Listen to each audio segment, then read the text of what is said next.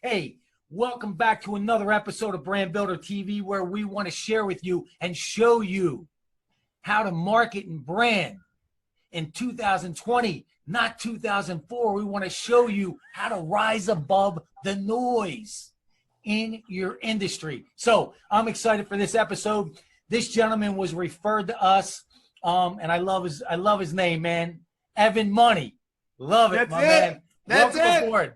Welcome aboard. Hey, man, I want to thank you for taking the time. I know you got a lot of balls in the air, a lot of things going on.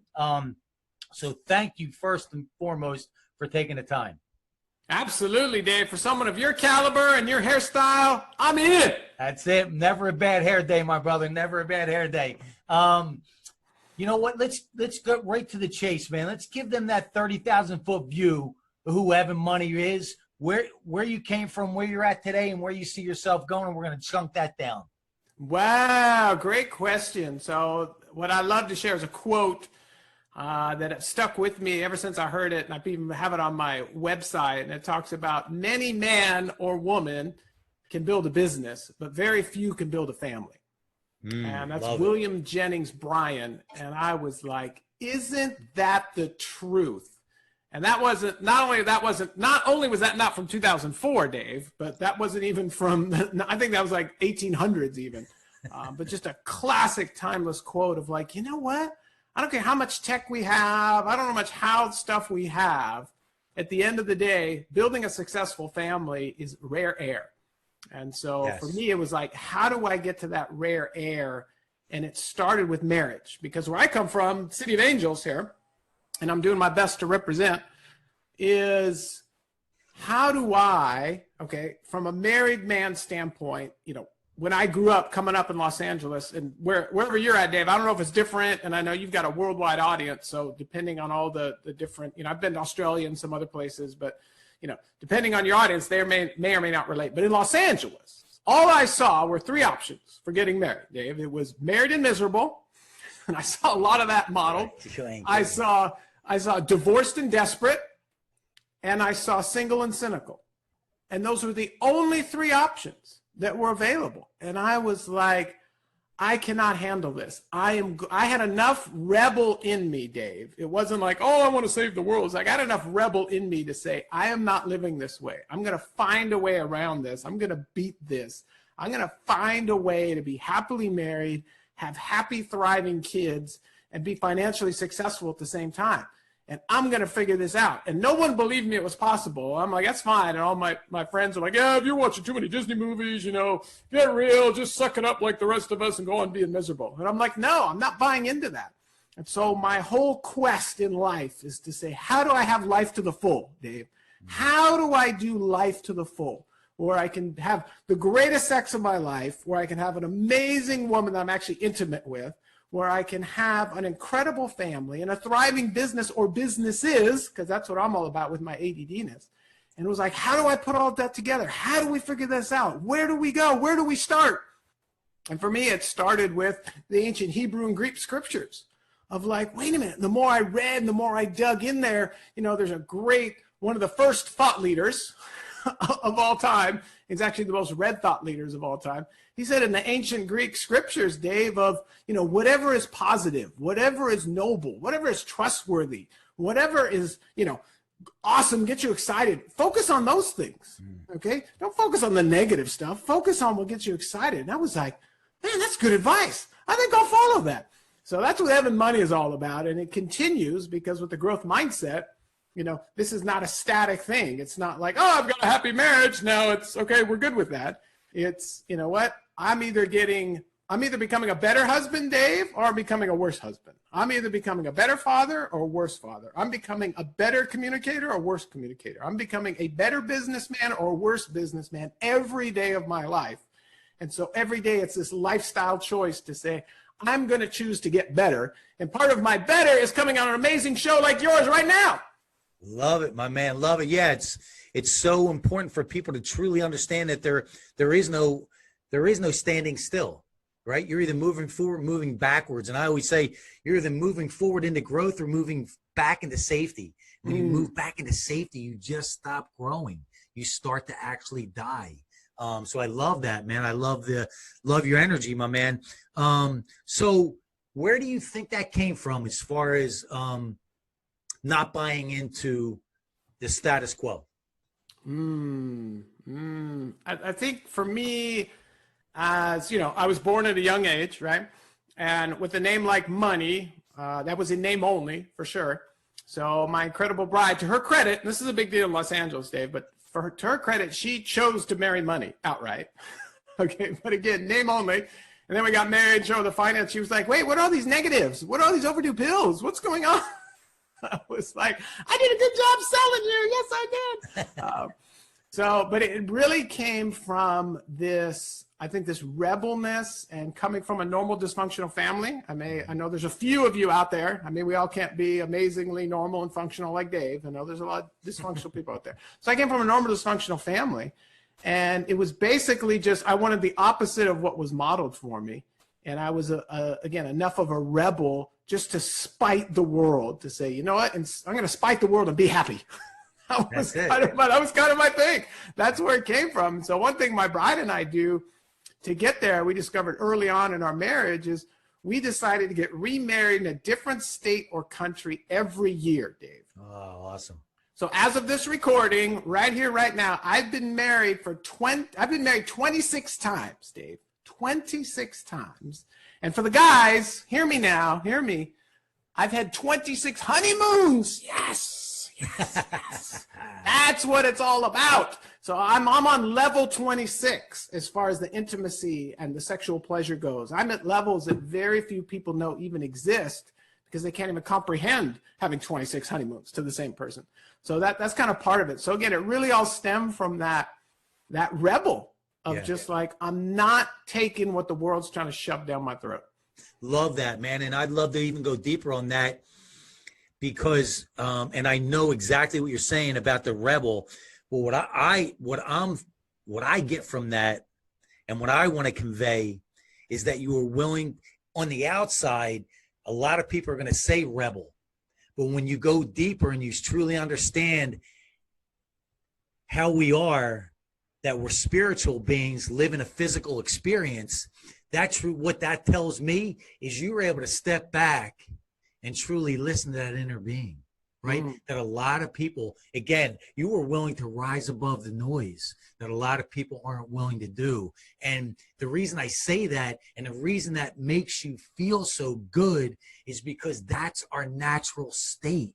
And when you look at a little infant, when you look at a baby, when you look at a toddler, right? A healthy toddler, a healthy baby, they're smiling, right? They're in the moment. That's what I love about animals. That's what I love about dogs.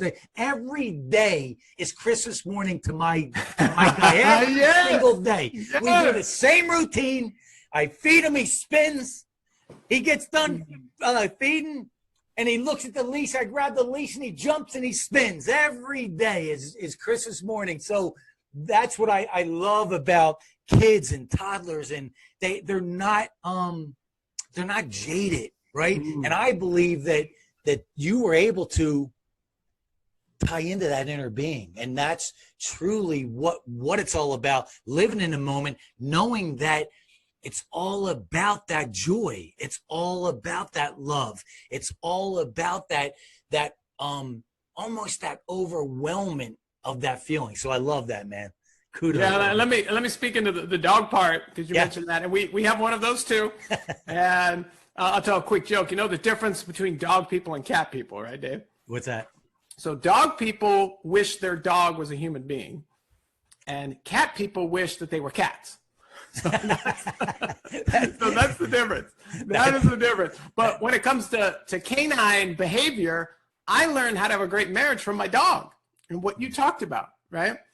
When I get home, whether I went to the neighbor, right? Whether I took the trash cans out or whether I was gone for 8 hours, I get the same reception when I come home from my dog, right? Yep. I get Christmas morning. I'm so happy to see you. I get, where have you been, man? I love you. This is awesome, right? And I thought, you know what? What if I mimicked my dog whenever my bride came home? So we made that a prerequisite in our marriage, that when any of us came home, no matter how far we were gone for, 5 minutes, an hour, all day, We got more excited than the dog when each other came home. And that has served us so well to this day because it's just an automatic. It's like, oh, my bride's home, my bride's home. My bride started ramping it up with the kids. Now that they're teenagers, it's almost gotten to a point of there's a safety hazard, but it's how fast can they bolt out of the door to greet dad, depending on which car I'm taking. So some cars go in the garage, other cars go in the street. But when I park one of my cars out in the street, they bolt out of the house, run down the stairs. You know, they're pushing and shoving and doing all that and trying to get to daddy first. And it's like, hey, why can't every day be Christmas, right? That's and it. You talked about joy. So here's a great philosopher taught me this one. Joy is the true measure of success. And I was like, isn't that the truth? And you see so many people that are successful, right? That are crushing it, that are, oh man, I wish I was doing what that guy was doing. And what are they doing to be joyful? Drinking alcohol. What are they doing to be joyful? Sniffing something up their nose. You know, what are they doing to try to get to that state? And it's like, wait a minute. If you're doing all that, you're lost. You're in a life full of pain and problems. It's like joy is the true measure of success. And actually, being happy and being joyful, is a sacred act of worship. Being joyful is enjoying life is a sacred act of worship. And so many people get lost on this. Oh yeah, well, I'll get to that joy thing later as soon as I, right? Yes. And it's like, all you got to do is look at the dog and be like, what can I learn here? It's so true. And one of the things you talked about that's so important for people to understand is I'll be joyful, I'll be happy, I'll be in love once I get there or once I attract that person, but they don't realize that they're going in reverse, right? You need to be there first to attract that. And it's just, we're conditioned unless we do something about it to live our life in reverse. And we're trying to figure out why, right? We keep falling into that rut. And one of the things that I'd love to ask you about, well, I'm going to talk to you about your businesses, but I'd love to ask you about, do you have any type of morning routines? Oh, yes. Yes, and yes. I know it. How'd I know that? So I like to call it, I've heard it, slated a couple different ways. My favorite is Hour of Power. And this one I really tied into by accident. And I've proven it correct so many times, and I'll tattle on myself here because the classic Dave, you want to impress people, you tell them about your success, right? Like, oh yeah, let me tell you about my businesses and my amazing marriage. And you want to connect with people, you talk about your failures. So let me talk about some of my epic fails. So in real estate, I personally proved that you don't want to buy the best house in the worst neighborhood. That doesn't work. Yeah, right. And as far as morning routines go, I have proven multiple times where my office is on the east wing of the house and our bedroom's on the west wing. And I'll dial into the routine. But there have been times where I've come out of my sanctuary, gotten something to eat, and go, oh, I'm just going to check something real quick. Or I had this, international, because we do a lot of stuff internationally, so different time zones, right? So, hey, I got to catch this guy in Australia or wherever before their morning or night. And I'll just look for that one quick email. And then 2.5 hours go by, I'm still in my bathrobe in front of the computer, and I'm like, wait a minute, where'd half the day go? So what I've discovered and proved multiple times is the hour of power for me is I have to stay in my bedroom. And the first thing I do, drum roll please, dun dun dun. First thing I do is there's a rule in our home where there are no screens allowed in our bedroom, Dave. 0 screens, no television, no cell phones, 0 screens. If you have a television or a phone in your bedroom, your life is filled with pain and problems. And it will always continue. Because if the first thing you're doing is waking up to this, okay, you've got pain and problems, okay? Because that is pure anxiety the second you pick it up. And so we get all the screens out of the bedroom, and that is our sanctuary. That is why my bride and I have these levels of intimacy, because so often for males, they just want to keep pushing the sex button again over and over and over again, hoping some intimacy will trickle out. And it doesn't work that way. Your bedroom needs to be a sanctuary. It's a sanctuary where my bride can come and just be like, Our children are not allowed in our bedroom unless they are invited. They must be invited. So in the morning, when they knock on the door, we will invite them in to jump on the bed. And we have teenagers. They still want to come in and jump on our bed and snuggle with us as teenagers. And so again, but they have to be invited in. Our bedroom is our sanctuary. So no screens, zero. Okay, we get awesome rest. We get awesome sleep. I don't wake up tired. I wake up energized, ready to go. So that's routine number one. So once my eyes actually open, Dave, the first thing I do is look at my beautiful bride and go, oh my gosh, I'm the luckiest man in the entire world. Look at this incredible blonde angel snuggled next to me. And then the next thing that I do is I lean over and I pick up the ancient Greek and Hebrew scriptures, because that is the greatest success book of all time. And what's so funny is it's, a lot of people don't know the number one book on the New York Times bestseller list has been number one ever since they've had the list for the past 75 years. But they stopped putting it on the list because people got tired of looking at it. And that is the ancient Greek and Hebrew scriptures. That's the Bible. It outsells every book 1,000 to 1 all day, every day. And most people buy it, but they never read it. So there is so much personal growth, so many treasures in there. And it doesn't matter if you're religious, doesn't matter if you believe in whoever. Just the wisdom alone in that book is priceless.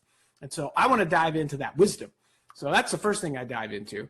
Then my morning routine consists of detoxing, which is a nice way of visiting the restroom. Okay, that's what detoxing is. In the morning, your body naturally wants to eliminate in the morning.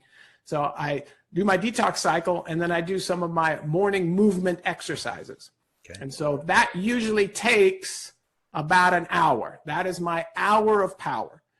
Studying, growing, praying, detoxing, and then doing my movement exercises. And so when I leave the bedroom, I've almost had a full day. My heart rate's up. I'm pumped because I just finished my exercises and I'm ready to go.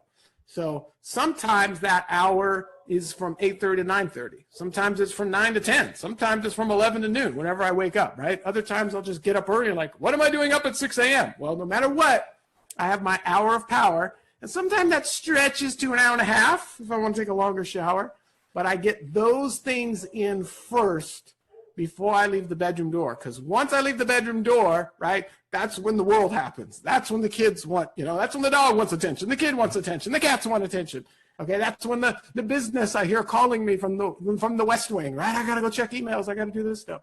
So that is my routine. And when I stay in that hour of power, life is tremendous. When I get out of that, it doesn't serve me well. Love that, man. It's about taking control. I have a similar one. It's called the Monster Momentum Morning. So say it again. That's a great alliteration. Say it again. Monster Momentum Morning, baby. Woo! Ah! And it's so, man, I can't say it enough. It's just been an absolute game changer for me in so many different ways. I just can't say enough about it, and just so many different things. So I'm writing that down. I'm writing that alliteration down. Monster Momentum Morning. That's it, brother. Yeah. We can even go deeper. So what that means to me is ask, align, and allow. Oh, and the master alliterator. Look at you. Align and allow, and then we'll go even deeper on that. Asking creates clarity. Clarity creates empowerment. When you're clear, there's not more of a better feeling of empowerment to me, because now you have a clear direction and it feels so empowering, right? Yes. Ask, align, right? When you go deeper on that, that creates belief, right? When you start to align with something, and it's also creates inspired action, which I want to talk to you about, because your whole energy surrounds that inspired action. Here's what I mean by that is so many people, when you go on Instagram, we get thrown up on about grind and hustle. The worst possible words ever. Yeah. It's, to me, when you can tap into that inspired action, that's when that flame never goes out. That's when it just keeps fueling you and feeding you and creating that oxygen. And the last part of the Monster Momentum Morning is allowing, right? So what that does is now that creates expectation, which now creates knowing, and that puts you in the flowing zone. So there you go. There's my Monster Momentum Morning. So yes, I love it. But I'm going to touch on you on the the Instagram vomits about, oh, grind, man. You're an entrepreneur. You got to be grinding and this and this. Hey, listen to me. The last thing I want to do is grind anything. right? I'm a car guy. I got multiple cars. I got classic cars. I got cool cars. I'm not grinding my gears. I don't want anything grinding in my cars. I don't want to grind anything. Like you said, I want to be in the flow. I want to be soaring, okay? I don't want to grind anything. So anybody that wants to talk about grinding, don't talk to me. You know, you want to grind? Great. That's, you know, ultimate pain and problems. You want to be in the flow? You want to soar? You know, that's the lifestyle I want to go for. So, and then all about this hustle, right? Like, oh, you got to hustle, hustle, hustle. I love what John Wooden talks about is you want to be quick, but don't hurry. You know, be quick, but don't hurry. You know, when opportunity comes, it's too late to prepare.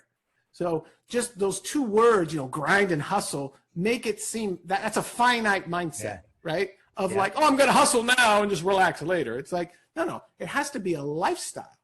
And if you're prepared, when opportunity comes, boom, you ever seen that classic? Like a perfect example, right? I'm a sports guy, right? We can harken back to one of the Lakers championships. Robert Horry gets the ball tipped to him with the last second, puts up the winning three, right? He was prepared. He knew what to do, right? If he had to think about it, oh, gee, what do I do with this ball? Should I pass? Should I, right? Nope, he just got it, boom, in.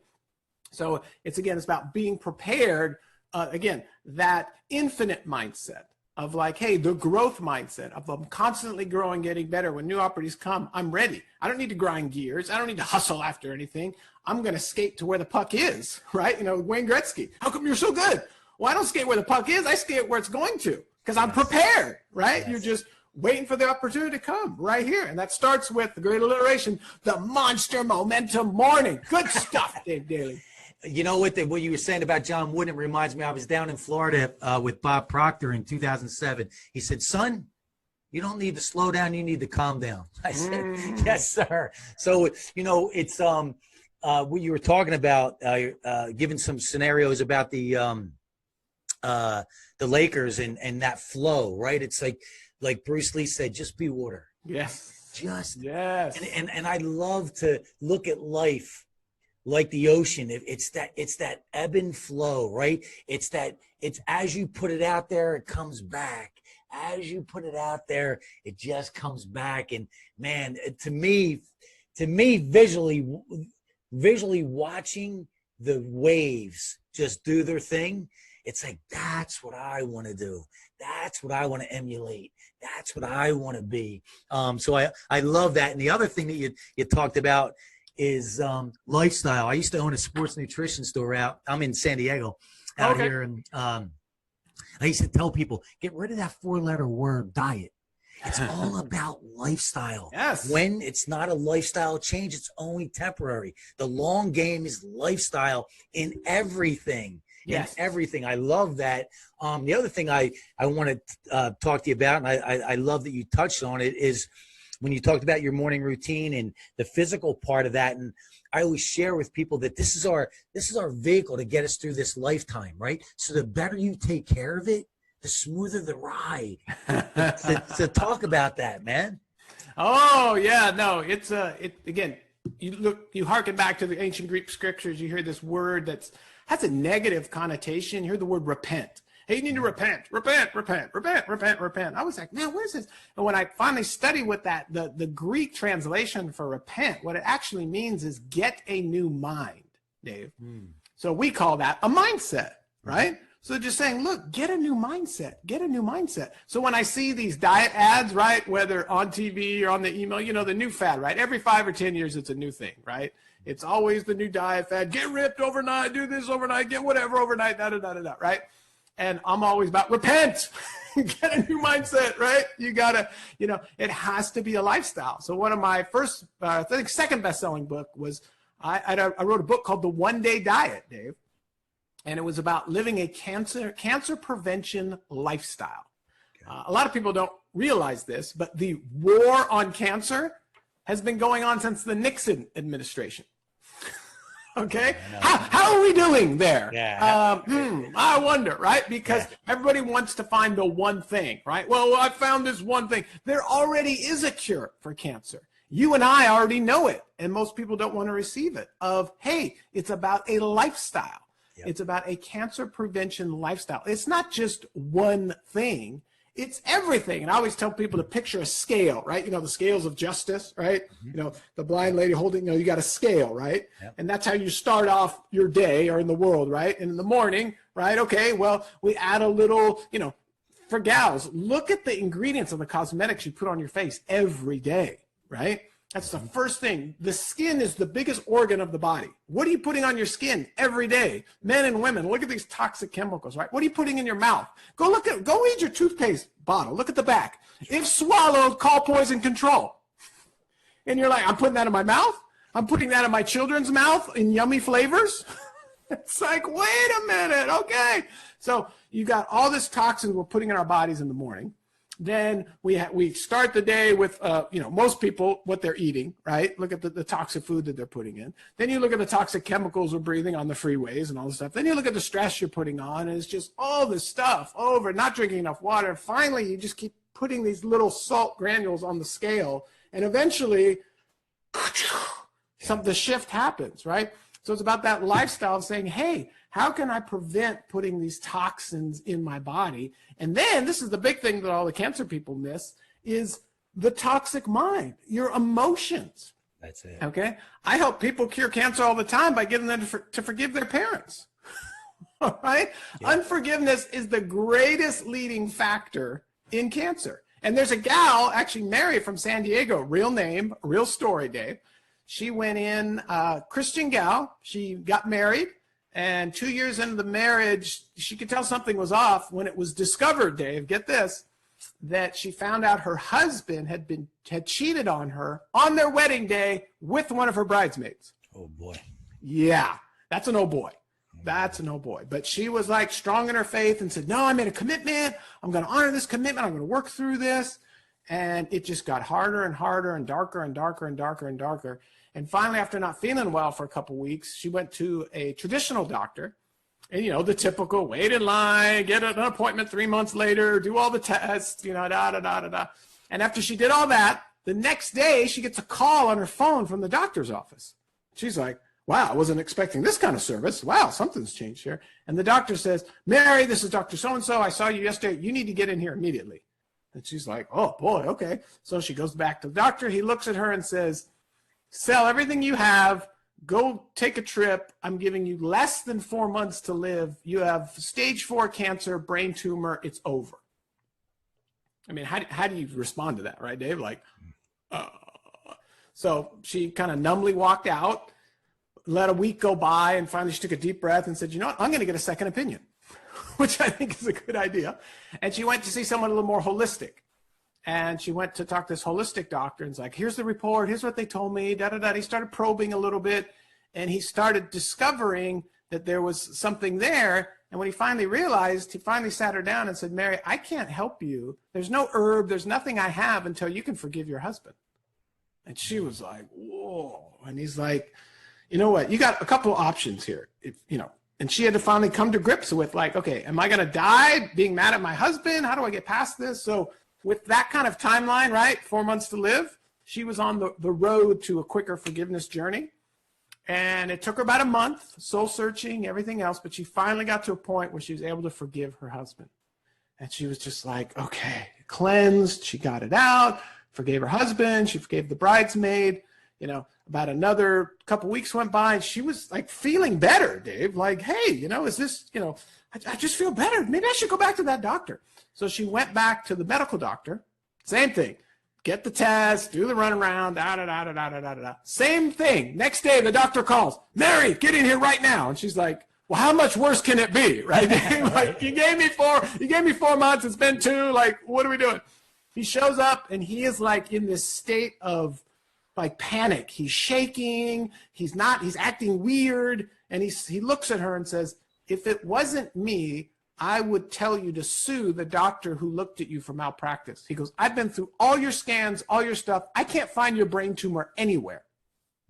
And she was literally cured of a stage 4 brain tumor from forgiveness. So again, we all have, and you too, Dave, we all have people in our lives that are the one, right? Like, Ev, I hear you, I agree with you, but man, you don't know what that person did to me. And you're right, I don't. And it's not about them, It's about you. It's about you being a pen in the hand of God and writing a new chapter of forgiveness in your life. We all have that one person. And it's like, but yet we want to hold on to it, right? Because we think like, oh, well, if I don't let it go, they'll owe me. I got a fun one for you, Dave. We'll talk about cars. I'm a supercar guy. I know you'd love my Super Mustang that I'll send you a picture of. But I had a guy, short story long, I hired him to make a custom Batmobile for me because I'm into custom cool cars and all this stuff. So wrote him a big check. He came over to my house. He sat in my living room, looked my kids in the eye, wrote him a big check. He's like, yeah, I'll make it. It's going to be awesome. And every week he'd send me reports. Then every 2 weeks he'd send me reports. Then every month. And then I had to start chasing him down. You know how that goes, Dave. Yep. I'm like, as John Maxwell says, I see the train a-coming, right?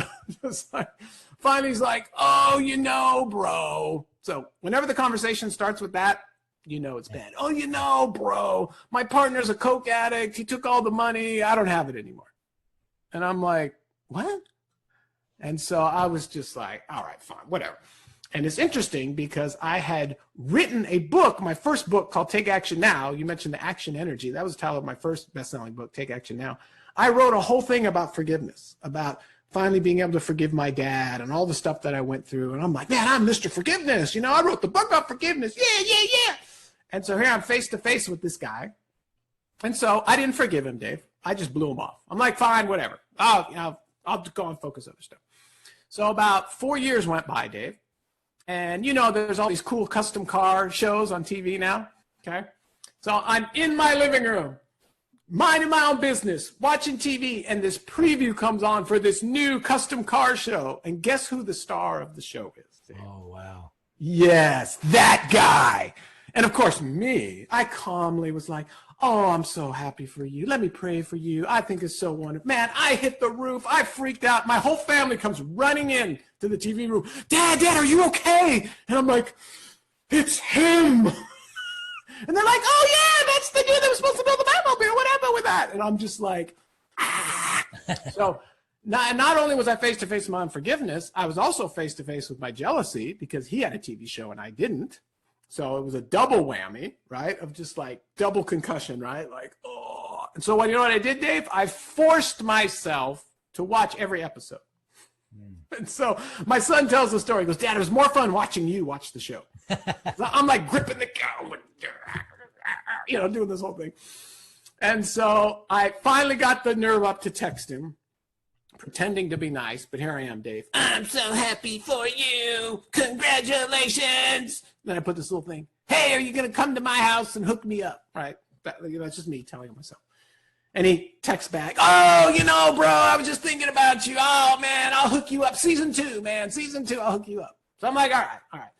And I started cycling this. The reason I didn't want to forgive him is because if I forgave him, Dave, then he'd be off the hook. Then he wouldn't owe me, right? So I wanted him to owe me for whatever reason, right? So season 2 comes. There was no season 2. So another 3 or 4 years goes by. And I finally got another Batmobile, did it a different way. And I got my Batmobile, and it was interesting because I had another team that was supposed to come over and film me about the car. Mm-hmm. And whenever people ask me about the Batmobile, I always tell them the story about the guy who stole my money, right, that I'm still mad at. And I remember I'm doing the dishes, Dave. I clearly remember this, doing the dishes, seeing like, okay, what stories am I going to share about this car thing? And da-da-da. And I finally had this clarity moment of like, why am I not forgiving this guy? I'm so done with this. I'm over this. And right then and there, I forgave him while I was doing dishes. I'm like, you know what? I'm done with this. I'm not telling that story anymore. I'm not playing the victim. He doesn't owe me. I'm good, right? That was at 10 o'clock at night. At 7 in the morning, the next morning, Dave, less than 24 hours later, there's a text on my phone. Guess who it's from? There he is. The bro. Oh, bro. Dude, I've been thinking about you. Oh, my gosh. I did you wrong. I'm so sorry. Da-da-da-da-da-da. Hey, I got this car I want to give you. And it's this beautiful Mustang with these red flames. It's a $30,000 paying job. And he's like, do you want it? And I was like, absolutely. Get this. He goes, can you send me money for shipping? Oh, boy. And I was like, no. I'll just come get it, right? I'll send the truck. So I sent the truck. He said the truck was loaded. I didn't believe it until it finally showed up. And the car carrier drops off in front of my house. Out comes the Mustang. And I was like, that is what I call ROF, Dave, return on forgiveness. So there's a tangible return on forgiveness. And the last forgiveness story I'll share was about my dad. Again, I got major father-son issues. I'm president of the Father-Son Issues Club. Anybody's got father-son issues, it's me, okay? And the year I finally forgave my dad, Dave, guess what happened? I tripled my income. Imagine that. I tripled my income because I wasn't carrying around this burden of unforgiveness. I'm just like, ugh. So anyone watching, maximize the advantage and the freedom and the joy of leveraging the return on forgiveness. And forgive that person that you know that you're thinking about, that you don't want to do it. Forgive that person and watch the tangible returns come back to you, like those waves, right? Concussions of waves of joy, of security, of finances, of opportunities. I would always get mad and figure out why other people were beating me to the opportunities, Dave. And that's because I had this 200-pound anchor of unforgiveness I was carrying around. When I finally cut that chain, well, the waves and the opportunities are coming to me. And I was like, man, I appreciate this so much better. So I just encourage everyone to leverage the power of forgiveness. And again, be that pen, okay, in the hand of God and write a new chapter of forgiveness in your life and watch what happens. Man, that's an awesome, awesome message. Awesome stories that tie right into that. And let's give a message to all these practical people out there, right, that are trying to figure out, well, this seems like it's unicorns and rainbows, right? Let's give a real practical message as well so we hit everybody. Look, at the end of the day, all you practical thinkers out there, remember this. I don't make the rules. You don't make the rules. Life makes the rules, and life says victims never win. You can't win when you're a victim, and when you don't forgive, you're a victim. And one of the things that you said, that when you look back and you said, why can't I forgive him? Because I want him to owe me. And remember we talked earlier about we're doing this in reverse. And when you want or expect or think that somebody's going to owe you, now you think that you have control, when in reality you have zero control. Yes. But Yes. Release and surrender. Now you have all the control, right? You surrender that toxic energy. So now that new energy comes in. But I got to go there for these practical people, because they're going to say, oh, this is just craziness. But it truly is. Victims never win. And it's simply not my rule. Yeah. It's life's rule. Yeah. Life says you can't win if you're a victim. And the next level, deeper for the practical people, is weak people can never forgive. Forgiveness is an attribute of the strong.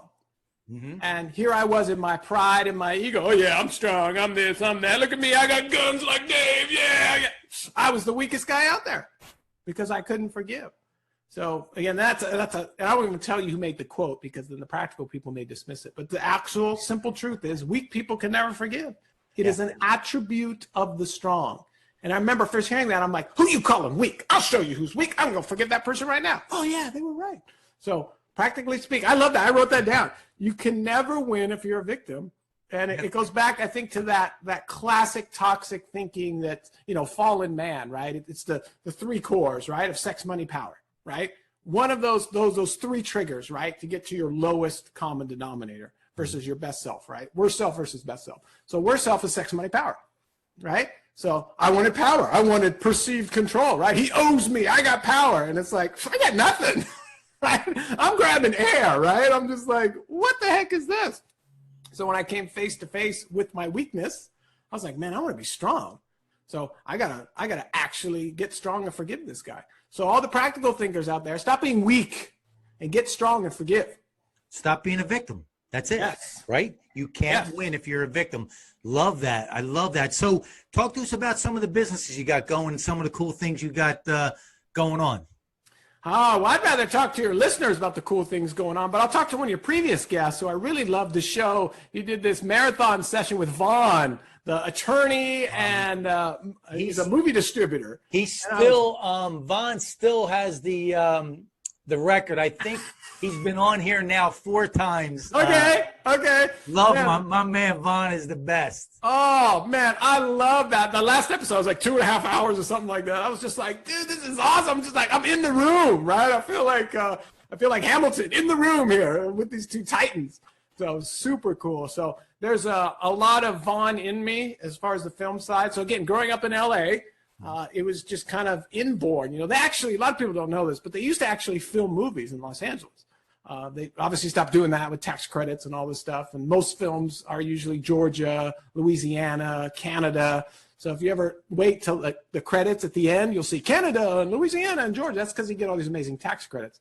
New Mexico is another good one. Utah's coming up too, but LA's like California's just nuts. So they actually used to film in Los Angeles. So my brother and I know you're a little younger than me, Dave, but you may remember, so I'm hearkening anybody over 45, you may remember the VHS and the VHS camcorders.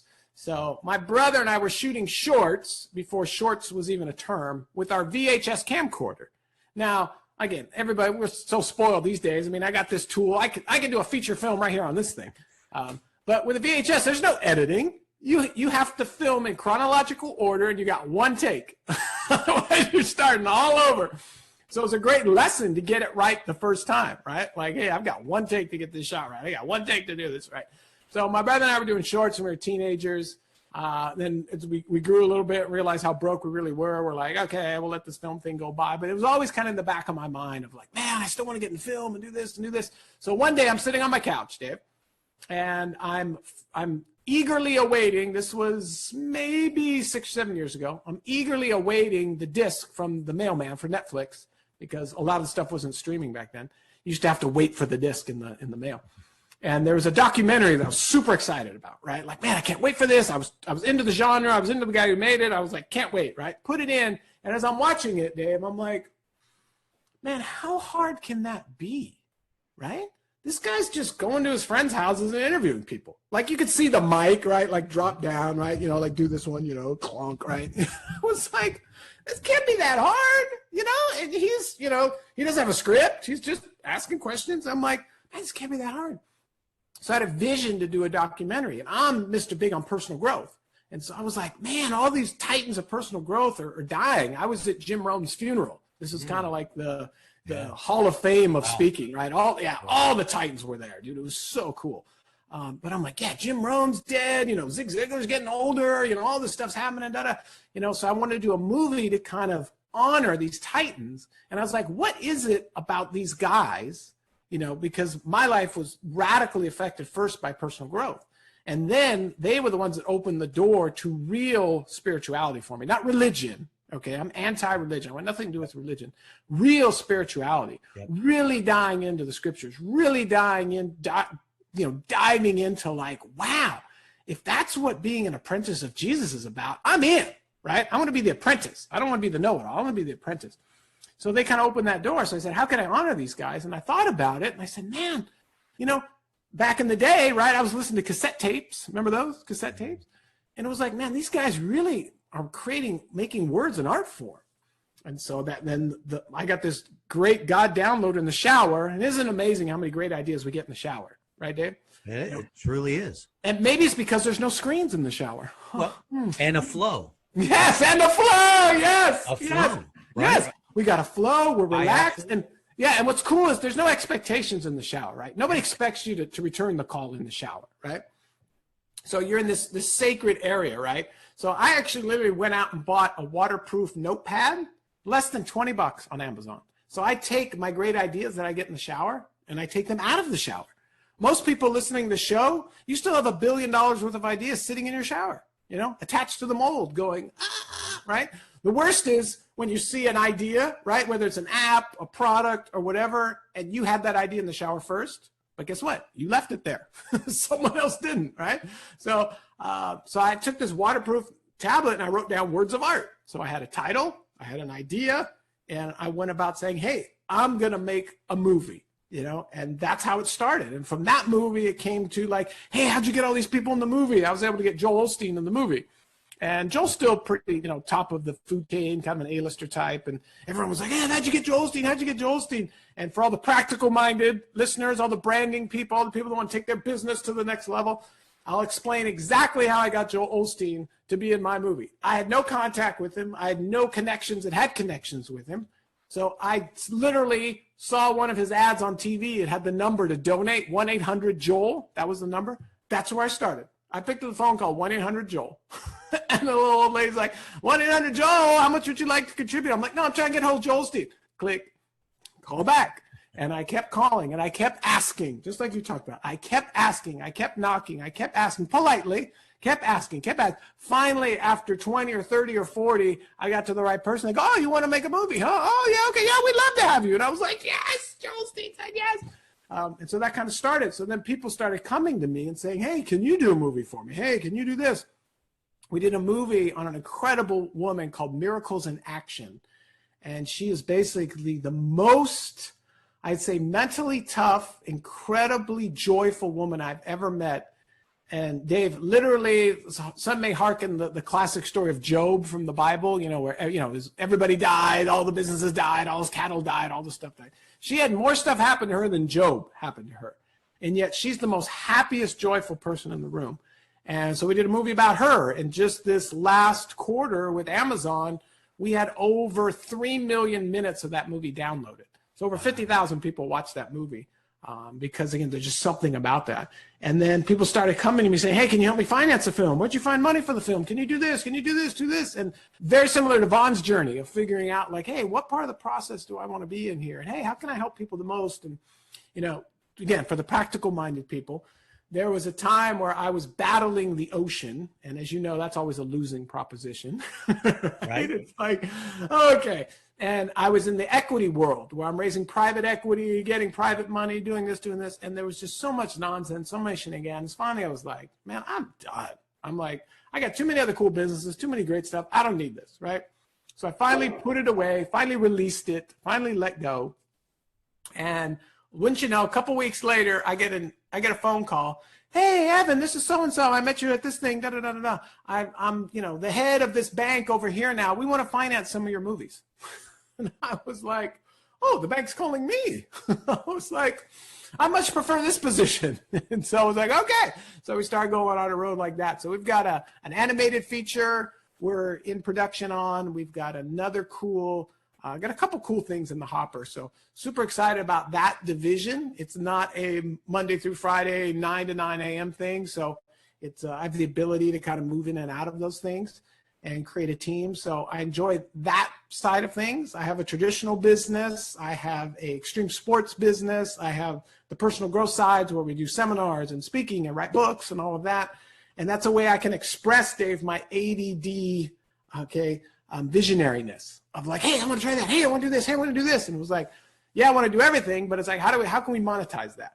How can we make it serve my lifestyle? So I realized big time, this is what I teach my kids now. And I was reminded of it at a seminar that I gave. And one of the attendees kind of reminded me of like, it's not the question to the, because now my kids get 14, 16, everyone's asking, so what do you want to do? Do you want to be like your dad? Da, da, da, da, da. And I always remind my kids, it's not, what do I want to do? You never have to figure out what you want to do. You just want to figure out how you want to live. How do you want to live? What kind of lifestyle do you want to have?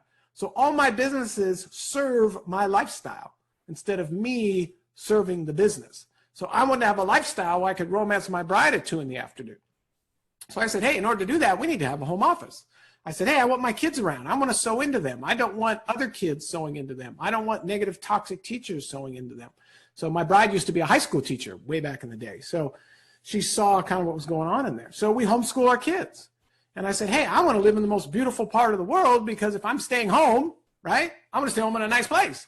So we live in you kind of very similar to La Jolla, kind of up the coast here in Rancho Palos Verdes, kind of that similar vibe, cliffs and water and fresh air and, lots of nature and very few stoplights and just an incredible journey. I'm like, hey, I don't want to commute. I want to serve this. I want these businesses to serve this lifestyle. So there's plenty of people that make way more money than me. And there's plenty of people out there that are crushing it. But they they're openly admit, like, gosh, I don't have time for my family. And I'm like, man, I got lots of time with my family. I got too much time with my family. It's like, whoa, okay, need a break, kids, hold on. So it's about how do I create these businesses to serve the lifestyle? Because I look at some of, like Mark Cuban or some of these other, A-list billionaires, right? I'm like, man, I don't want to be as busy as those guys. I'm like, no thanks. And I'm not, trying to compare myself to Mark Cuban, but I'm like, you know what? I got a better lifestyle than Mark Cuban because he has, he has assistants for his assistants for his assistants. Assistants got to be all these different places, and and that would be cool for probably about a day. And after that, it'd be like, yeah, okay, I think I've had enough of this. And that's kind of the challenge of A-list fame, right? You don't get to turn it off. Like, perfect example, Kobe Bryant, is no longer here, unfortunately. But let's look at, LeBron James, right? LeBron James doesn't get to go outside. Right? He doesn't get to shut it off, right? He cannot go anywhere in this world, right? It used to be go to China, nobody cares. No, not anymore, right? He goes to China, the whole country shuts down, right? LeBron getting to China, oh my gosh, right? So these guys, they can't even go outside. I'm like, man, I get to go outside. This is pretty cool, So I would love to have, 15 minutes of LeBron's life and kind of be the guy, right? And I'd love to be able to, jump from half court and slam dunk and do all that. But it's all about that lifestyle and figuring it out what it is for you. Like for me, it's a lot of people listening going, I don't want to work at home. I don't want to spend that much time with my kids. I don't want to talk to my, hey, good for you. But whatever it is, you need to design it because guess what?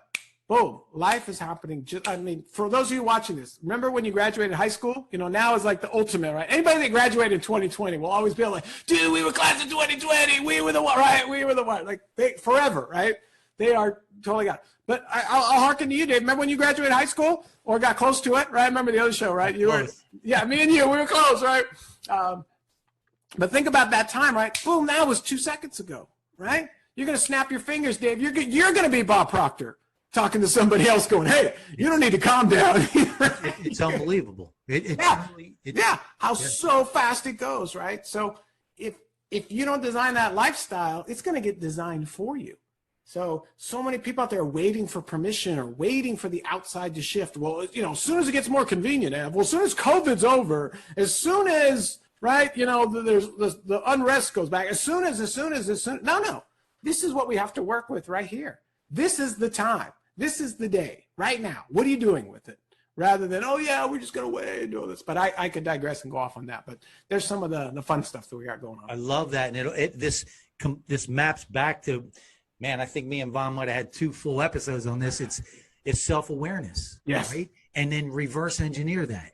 What is, like you said, okay, this is how I want to live. Now, how do I construct that? And when I say reverse engineer it, because most people are conditioned to go the other way, like you said, right? And if you are that person that is just loves to keep moving, right? Keep going new places all the time and doing that thing. If that truly does feed you, then build around that. If you're the guy that wants to stay home and build that empire internally, then you do that, right? You figure that out. But again, it keeps mapping. It's, it's funny, man. I always say it's the same recipe, different ingredients, right? Same recipe, different ingredients. Just figure those ingredients out and sprinkle them in. I love that. So is there anything that I didn't talk to you about that you want to share with our audience, or any kind of golden nuggets that you can leave these guys with? Oh, absolutely. There's one, and he reminds me of you a lot. He's from San Diego. Uh-oh. Amazing guy. This was like smack in the middle of COVID when everything was on shutdown. There's a spectacular entrepreneur. His name is Brian Gallagher. And Brian said, hey, I'm going to invite people over. We're going to have a party. And it was like, oh, wow. Like, so we gathered more than 10 people, at a discreet location in Manhattan Beach. He gathered a good group of people together and said, hey, you know what? I'm leaving town, want to connect, And he was pretty intentional about it. So rather than just standing around shooting the breeze, he was like, hey, let's all go around and share some of our golden nuggets, right? Just kind of sharing. And again, this was like a room. This was like, it was like just a room full of titans. It was awesome. I was just like, man, I'm glad I'm here. This is great.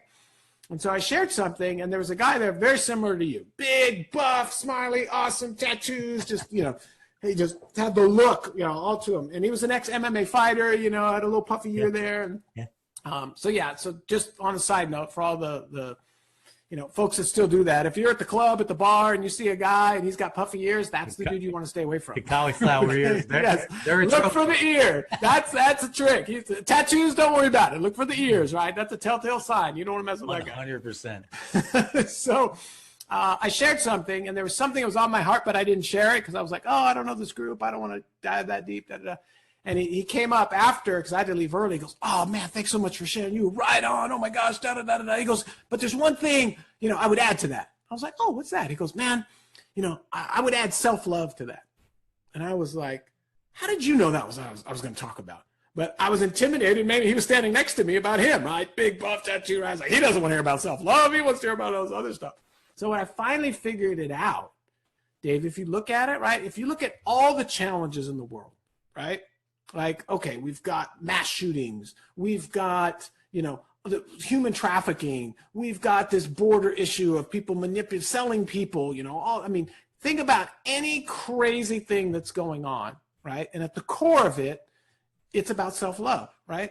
People that get on the rooftop and murder and massacre people, they don't love themselves. No. People that abuse their wives don't love themselves. People that sexually abuse their own children don't love themselves. People that do, have racial challenges, right?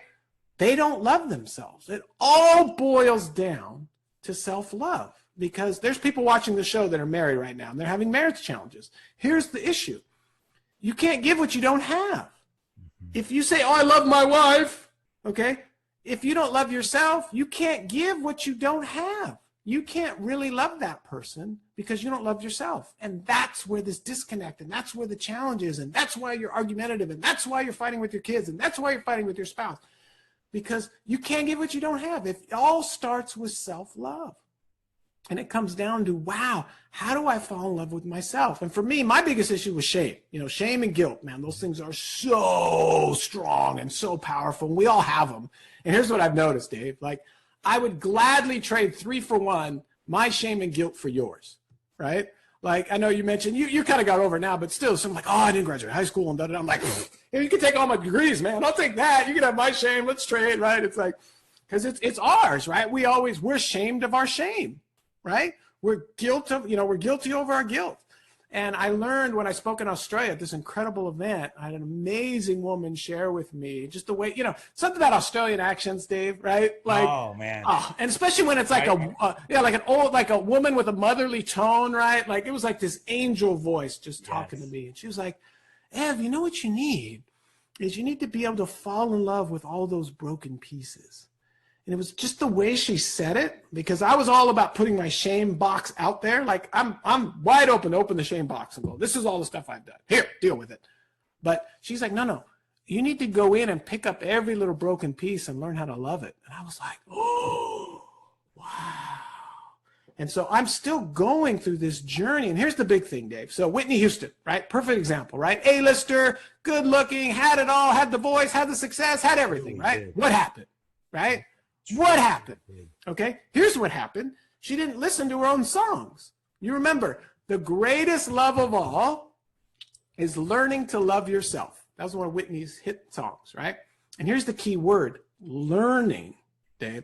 So many people think it's an automatic, or it's a birthright, or something must be wrong with me if I can't love myself, right? There's the shame and the guilt, right? But you have to learn to love yourself. You talk about the kids, right? Go back to the baby, right? The baby and the dogs. Let's end it there, right? Let's circle all the way back around, right? You look at a baby, a healthy, happy baby loves himself, right? They don't know anything else, right? They're there. And on a side note, isn't it interesting, right? How a baby can scream nonstop and never go hoarse? How is that? Ever think about that? Like, man, those things are so strong. What's going on? So all the parents with newborns are like, hallelujah to that. I don't know what's going on with that. But again, so come back to the self-love, right? Of like, man, how do I learn to love myself? And it is a process, and it is a daily process. And going back to the beginning, right? You're either getting better at loving yourself or you're getting worse at loving yourself. And so I ask you, is the music you're listening to, or the movies you're watching, or the things you're partaking in, are they helping you love yourself more? And if they're not, it's time to shift. It's time to get that new mindset. It's time to listen to more of Dave Daly and say, man, how can I really dial into this self-love thing? Not woo-woo. I'm talking like full-on, hardcore, like, man, how do I fall in love with me so I can stop being angry, so I can stop playing the victim, so I can stop fighting with everyone? It's that journey of learning and that process and that joy. You know, the classic, the joy is in the journey and the journey is the joy. So every day it's like, man, how can I love myself more? How can I do that? Because everything else automatically flows out of that. So that's what I would leave people with.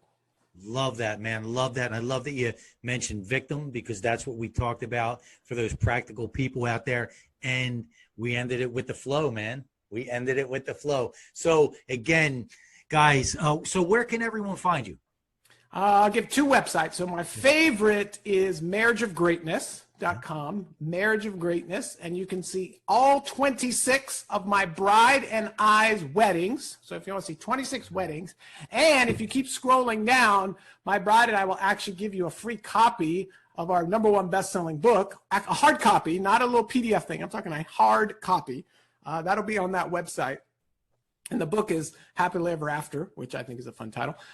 So again, that's Marriage of Greatness. So that's one. And for those that want to get a little bit of energy and that love the energy, love the action and all that stuff, you can go to evanmoney.com.